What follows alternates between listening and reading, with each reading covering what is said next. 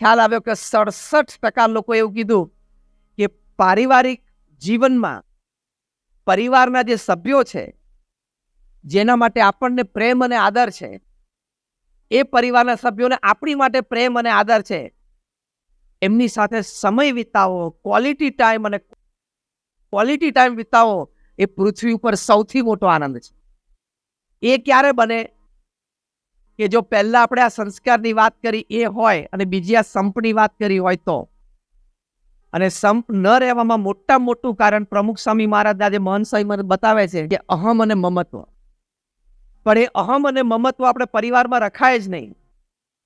હવે જે હું વાત કરું છું શાંતિથી સાંભળજો કે તમારા પરિવારમાં તમે જો મુખ્ય વ્યક્તિ હોય ને તમારા આર્થિક ઉપાર્જનના કારણે જ પરિવાર ચાલતો હોય તો પારિવારિક સુખમાં, પારિવારિક ઉત્કર્ષમાં તમારું જેટલું યોગદાન છે એટલું જ યોગદાન એક નાના 2 મહિનાના બાળકનું પણ છે એવું તમે માનો છો? હવે હું તમને સમજાવું કેવી રીતે છે. તમે આખો દિવસ નોકરી ધંધો વેપાર કરીને પૈસા લાવતા અને ઘર એના લીધે ચાલતું હોય, આખા દિવસના તમે થાકેલા હોય ને ઘરે આવે તો એક 2 મહિનાનું નાનું બાળક અથવા 1-1.5 વર્ષનું નાનું બાળક ખાલી તમારી સામે ઇનોસન્ટલી સ્માઇલ આપે ને તો તમારો 8 કલાકનો થાક ઉતરી જાય. એટલી તાકાત એ ઇનોસન્ટ સ્માઇલમાં છે. તો પારિવારિક સુખ માટે મુખ્ય બ્રેડ વિનર એટલે કે મુખ્ય વ્યક્તિ જે ઘરમાં કમાય છે એનું યોગદાન અને 2 મહિનાના બાળકનું યોગદાન સરખું છે, તો પછી પરિવારમાં શું કામ મહત્વ રાખવાનું? આ કોરોના દરમિયાન મેં એક પુસ્તક વાંચ્યું. પુસ્તકનું નામ છે એવરી મેન્સ મિશન. એ એક બહુ જ સારા લેડી રાઇટર છે, રેબેકા બિયર્ડ, એમને લખેલું છે. એ પોતે વક્તા છે, એ પોતે સોશિયલ કાઉન્સેલર છે, એ પોતે સાયકેટ્રિસ્ટ છે અને સોશિયલ કાઉન્સેલિંગ પણ ઘણું બધું કરે છે. એમણે પોતાના જીવનનો એક પ્રસંગ અંદર લખ્યો છે. એમણે કહ્યું કે એક દિવસ આવી રીતે એક સમારંભ પછી કોઈ બેન, મિડલ એજ બેન હતા, 41 વર્ષના, એ રેબેકા બિયર્ડને મળવા માટે આવ્યા અને કહ્યું મારે તમારી વ્યક્તિગત મુલાકાત જોઈએ. એટલે બીજે દિવસે એમને શેડ્યુલ જોઈને કહ્યું કાલ તમે મને 11 વાગે ઓફિસે મળવા આવો. આ લેડી આ રેબેકા બિયર્ડને મળવા માટે ગયા, સોશિયલ કાઉન્સેલિંગ માટે.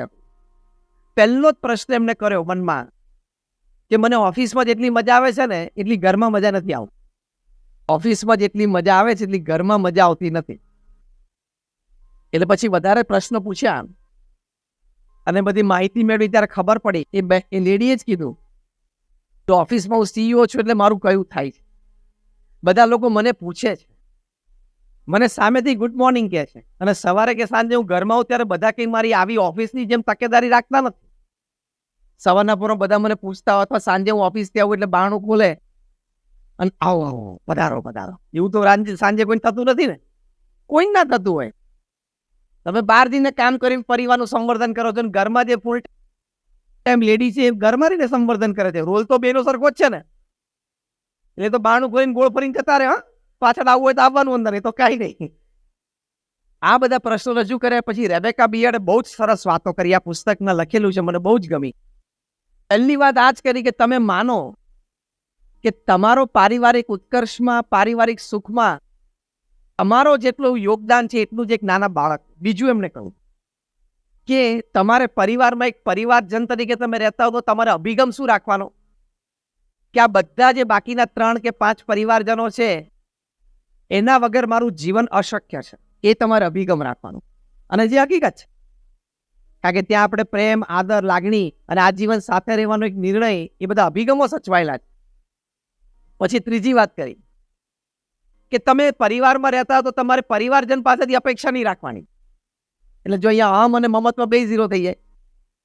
મને બોલાવે, મને પાણી પીવડાવે, એ તો નાનો અભિગમ હોય. પણ મોટો શું, મારું ધાર્યું થાય, મને પૂછીને કરે. પરિવારમાં જે વડીલ વ્યક્તિઓને બધા જ પરિવારોમાં પ્રશ્ન છે કે બધા મને પૂછીને કરે. અને મોટો પ્રશ્ન બિચારા દુઃખી બધા એ જ હોય છે કે મને કોઈ પૂછતું નથી. પણ જે દિવસથી તમે પૂછે એવો અભિગમ મૂકી દો ને એ દિવસથી બધા પૂછવાનું ચાલુ કરે. ત્યાગે સો આગે અને માગે સો ભાગે, એવું છે. આ વાત એમણે સમજાવી.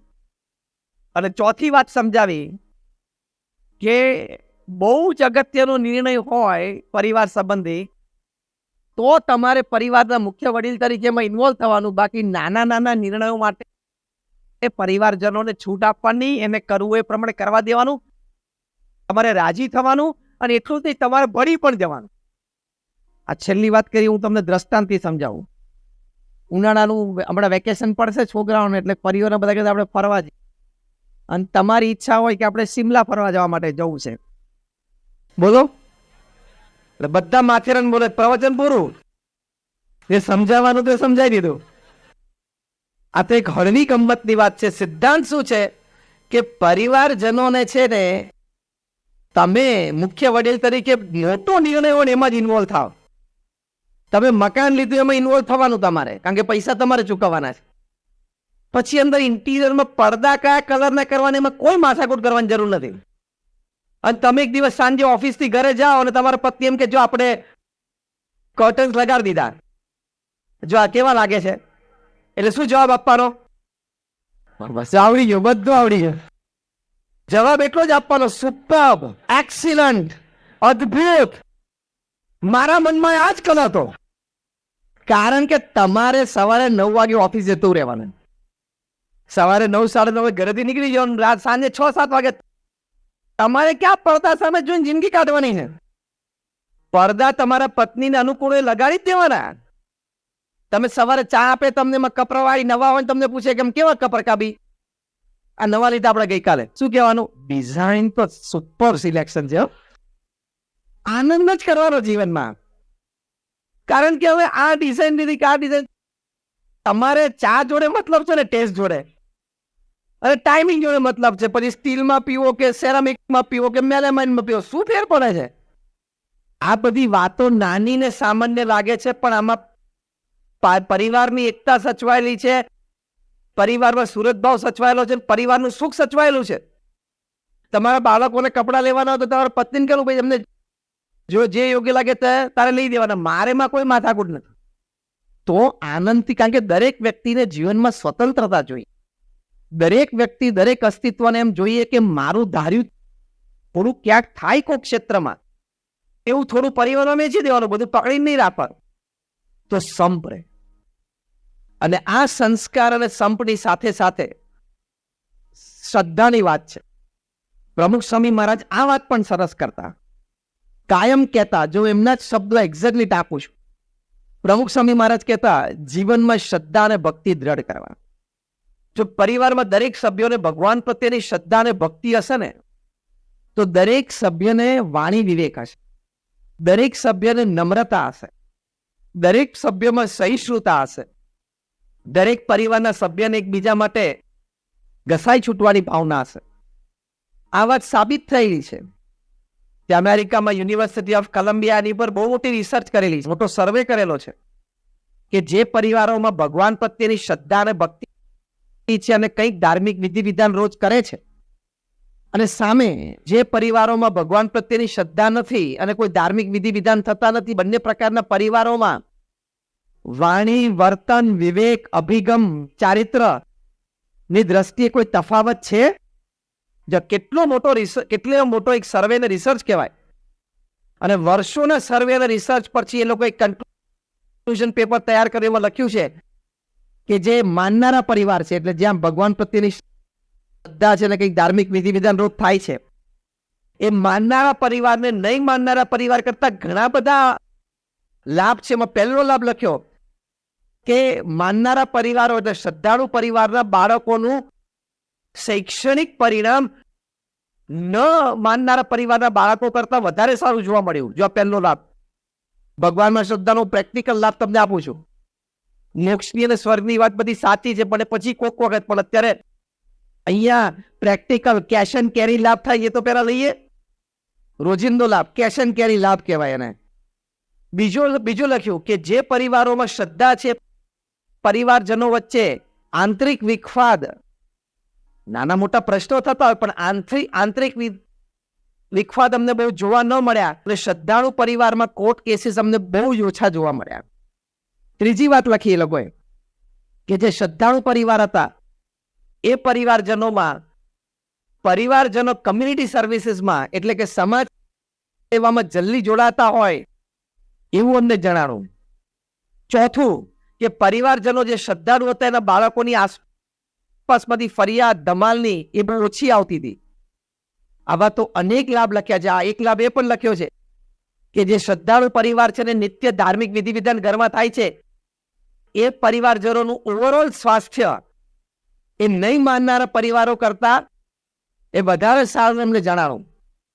તો જો ભગવાનમાં શ્રદ્ધાથી તમારા બાળકોની તેજસ્વીતા વધે છે અને એનું એકેડેમિક રિઝલ્ટ સારું આવે છે, બાળકોને ચારિત્ર દર થાય છે, બાળકોની ફરિયાદ ઓછી આવે છે, પરિવારજનોનું સ્વાસ્થ્ય સારું રહે છે, પરિવારજનો નાની મોટી રીતે સમાજ સેવામાં જોડાય છે. આટલા લાભ થતા હોય તો પણ આપણે ભગવાનમાં માનવું જોઈએ ના માનવું જોઈએ? આગળ ઊંચી કરો તો બધા આપણે કહીએ છીએ. તો જે શ્રદ્ધા રાખે છે સારી વાત છે, પણ ન રાખીએ અથવા ઓછી વધતી હોય તો આ દ્રઢ કરજો. આ લૌકિક લાભ તો લો, પછી મેં કીધું સ્વર્ગ અને મોક્ષની વાત મોટી પછી. પેલા આટલા ચોખ્ખા લાભ છે, બહુ જ ચોખ્ખા લાભ છે. યુનિવર્સિટી ઓફ ડ્યુક અમેરિકામાં, એ પણ બહુ મોટી યુનિવર્સિટી છે, ત્યાં પણ એ લોકોએ સર્વે કર્યો લગભગ 10,000 વ્યક્તિઓ ઉપર, અને 25 થી 27 વર્ષ સુધી સર્વે ચાલ્યો કે જે ભગવાનમાં શ્રદ્ધા ધરાવે છે જે વ્યક્તિઓ, અને રોજ અથવા અઠવાડિયામાં 2 વાર અથવા અઠવાડિયામાં 1 વાર દેવાલયોમાં એટલે કે ધર્મસ્થાનમાં દર્શન કરવા માટે જાય છે, એવા જે લોકો છે. અને સામે જે સાવ નાસ્તિક છે, એટલે ભગવાનમાં શ્રદ્ધા નથી, કોઈ ધર્મસ્થાનમાં ક્યારે જતા નથી, એ 2 પ્રકારના લોકોમાં ડ્યુક યુનિવર્સિટી એટલો સર્વે કરેલો કે શારીરિક સ્વાસ્થ્યની દ્રષ્ટિએ કઈ લાભ છે કે?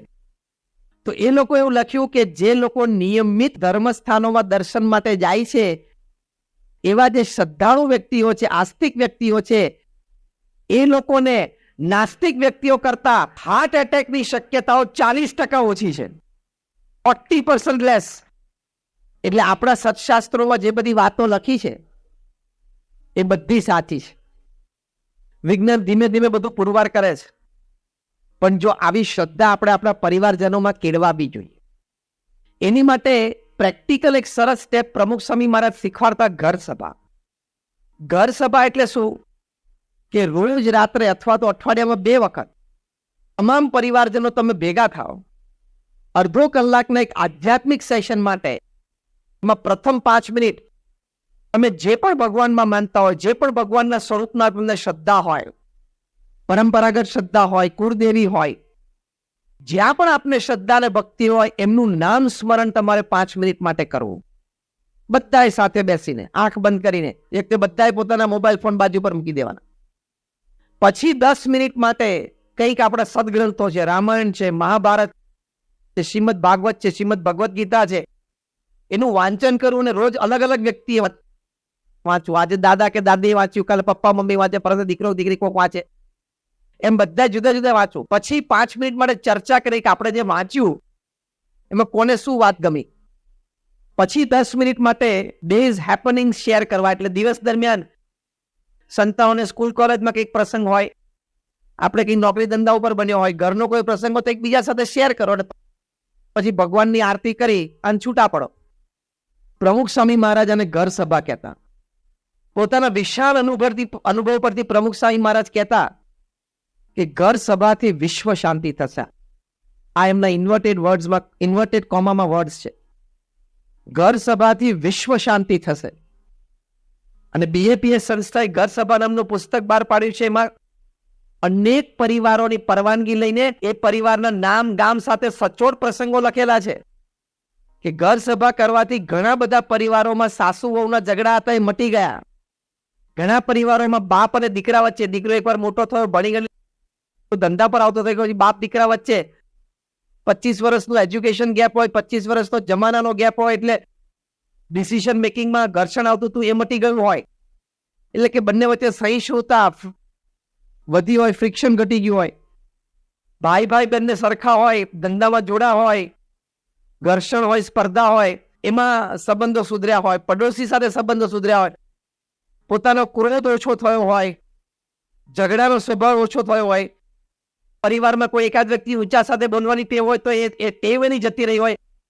આવા અનેક પ્રકારના લાભ ઘર સભાથી લાખો પરિવારને થયા છે.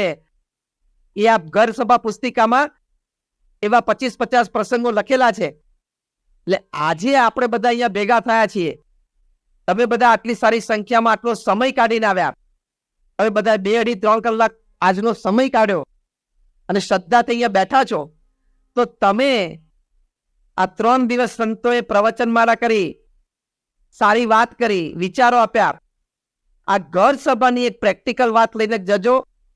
અઠવાડિયે 2 વખત તમે પ્રયત્ન કરજો અને પ્રયત્ન કરીને તમને લાભ થશે જ. અને લાભ ના થાય તો અહીંયા સંતો છે, સાંકળી છે, નવસારી, બધા તિથલ નજીક જ સંતો છે, ત્યાં જઈને કહેજો કે તે દિવસે ઘર સભાની વાત કરીને મોટી મોટી વાતો કરીને લાભની વાત કરી, તો અમને તો કોઈ લાભ થયો નહીં. પણ તમારી પ્રોડક્ટ જેમાં ISO હોય ને માર્કેટમાં ચાલે ને સ્ટાન્ડર્ડ, એમ અમારી આ ઘર સભાની પ્રોડક્ટ પણ ISO પ્રોડક્ટ છે, એ ધમધોકાર ચાલે. પેલી ઇન્ટરનેશનલ સ્ટાન્ડર્ડ ઓર્ગેનાઇઝેશન હોય, અમારી ISO ઇન્ટરનેશનલ સ્પિરિચ્યુઅલ ઓર્ગેનાઇઝેશન હોય, પણ ચાલે. આવા ઘર સભાથી લાભ થયા છે. એક ડોક્ટર નિલેશ છે ઇંગ્લેન્ડમાં, એ રેસિડેન્સી કરતા હતા ત્યારે એક સત્સંગી પરિવાર નજીક રહેતા હતા, ત્યાં ઘર સભા થાય તો રોજ ત્યાં જાય, એટલે એમના ઘર સભા નો કોન્સેપ્ટ ખબર. પછી વર્ષો પછી એમના લગ્ન થયા, પછી વર્ષોમાં એમને પરિવાર થયો, એટલે એમના સંતાનો દીકરા દીકરી થયા. પછી એમને થયું કે ઘર સભા મારે ચાલુ કરવી જોઈએ. એ ઘર સભા એમણે ચાલુ કરી.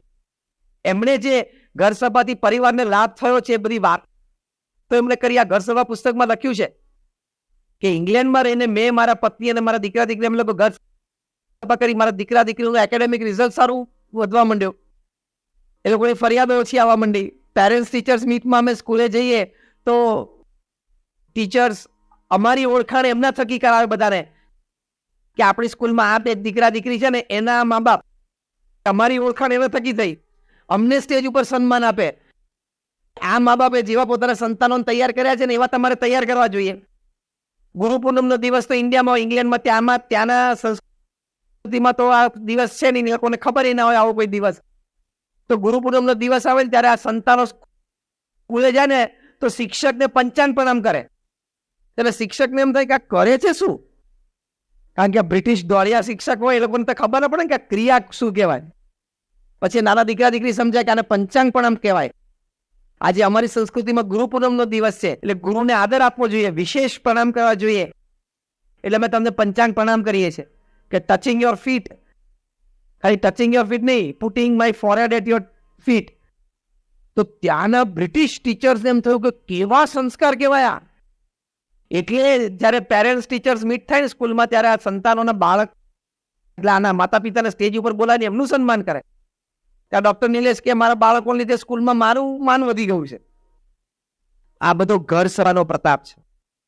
તમારા પરિવારમાં પારિવારિક સંબંધો કે સુખ સંબંધી કોઈ પણ પ્રશ્ન હોય ને એનું નિરાકરણ ઘર સભામાં છે. એટલે એટલું તમે આજે પ્રેક્ટિકલી લઈને જજો અને પ્રયત્ન કરજો. અઠવાડિયે 2 વખત તમને 100% લાભ થશે. કારણ કે નાના મોટા પ્રશ્ન તો હોય જ છે ઘરમાં. યુનિવર્સલ પ્રશ્ન તો સાસુ એના તો છે જ, એ તો ઘરોઘર પ્રશ્ન છે ને. જેટલા સિવિલ કોર્ટ્સમાં કેસ ચાલે છે એમાં 40 થી 50% કેસ આના જ ચાલે છે. મને એક દિવસ મનમાં વિચાર આવ્યો કે અંગ્રેજીમાં બધા શબ્દ ટૂંકા કરી નાખે છે. મમ્મીનું મોમ કરી નાખે, ડેડીનું ડેડ કરી નાખે ને, તો આટલા લાંબા શબ્દો આમાં કેમ રાખ્યા હશે? Mother in law, daughter in law, mother dash in dash law, daughter dash in dash law. એ બહુ વિચારીને ખબર પડી કે આ સંબંધ કુદરતી લો તરફ જ જાય છે. પછી બીજો પ્રશ્ન હતો, ફાધર ઇન લો બને, ડોટર ઇન લો બને, મધર ઇન લો બને, સન ઇન લો બને, વાઇફ કોઈ દિવસ વાઇફ ઇન લો ના બને. તમે જો કેમ? શી ઇઝ ધ લો, પોતે જ કાયદો છે. આ તો 2 ઘડી આનંદની વાત કરી, હળવી વાત, પણ કહેવાની વાત શું છે કે નાના મોટા પ્રશ્નો દરેક પરિવારમાં છે. એનું સમાધાન પ્રમુખ સ્વામી મહારાજ એક વખત સરસ બોલેલા. સ્વામી કે ભેગા બેસે અને ખુલ્લા મને વાતો કરે ને તેમાં ઘણા બધા પ્રશ્નનું સમાધાન આવી જાય. પછી સ્વામી પ્રમુખ સ્વામી ઇંગ્લેન્ડમાં હતા ત્યારે બોલે કે આ દેશની એ સંસ્કૃતિ જ નથી કે ભેગા બેસીને ખુલ્લા મને વાતો કરવી. તો જો આ શ્રદ્ધાની વાત છે, એટલે પહેલો ઉત્તર જે જીવન જીવવાનો હેતુ શું, એમાં પ્રમુખ સ્વામી મહારાજે આપ્યો કે પોતાની સાંસારિક જવાબદારીઓ બરોબર નિભાવવી. એમાં 3 વાત આપણે સમજ્યા: સંસ્કાર, સંપ અને શ્રદ્ધા. એ જો આપણે આપણા પરિવારમાં કેળવાવી શકીએ તો આપણો પરિવાર આદર્શ કહેવાય. તો હાર્વર્ડ યુનિવર્સિટી પ્રમાણે આપણે પારિવારિક સુખ સંપૂર્ણ લઈ શકીએ. બાકી અંગ્રેજીમાં એક કહેવત છે કે if you want the whole world and you lose your family, you will be tagged as a loser. કે તમે આખી દુનિયા જીતી, ધંધો વેપાર કરીને અબજો રૂપિયા તમે કમાયા, પણ પરિવારમાં જો તમે સંપના કેળવાવી શક્યા, પરિવારમાં વિખવાદ ચાલુ છે, પરિવારમાં તમે સંસ્કાર ના આપી શક્યા, તો તમને ટેગ તો શેનું લાગશે? લૂઝરનું, કે તમે જીવન હારેલા છો, તમે જીવન જીતેલા નથી. એવું ટેગ તો આપણે કોઈને લાગવા નથી દેવું, કોઈની ઈચ્છા ના હોય. માટે આપણે આની માટે ખૂબ જાગ્રત રહેવું. બીજી વાત પ્રમુખ સ્વામી મહારાજે કરી જીવન જીવવાના હેતુમાં, કે સત્શાસ્ત્રો પ્રમાણે પવિત્ર જીવન જીવવું. હવે પવિત્ર જીવનમાં શું શું આવે? પહેલી વાત આવે વ્યસન મુક્તિની, કોઈ પણ પ્રકારનું વ્યસન ના હોવું જોઈએ. બીજી વાત આવે કે આપણું ભોજન શાકાહારી હોવું જોઈએ. ત્રીજી વાત આવી કે આપણું ચારિત્ર પવિત્ર હોવું જોઈએ. તો આપણે સત્શાસ્ત્રો પ્રમાણે પવિત્ર જીવન જીવ્યા કહેવાય. તમે વ્યસન કરો છો, જે અહીંયા બેઠા હશે ને વ્યસન કરે છે, એની ઉપર મારે એક આક્ષેપ મૂકવો છે જાહેરમાં, જો તમારી પરવાનગી હોય તો મૂકું. જે વ્યસની અહીંયા બેઠા છે એ બધા ઉપર એક મોટો આક્ષેપ મૂકવો છે જાહેરમાં. તમારી પરવાનગી હોય આંગળી ઊંચી કરો કે તમારી પરવાનગી છે તો પછી મૂકું.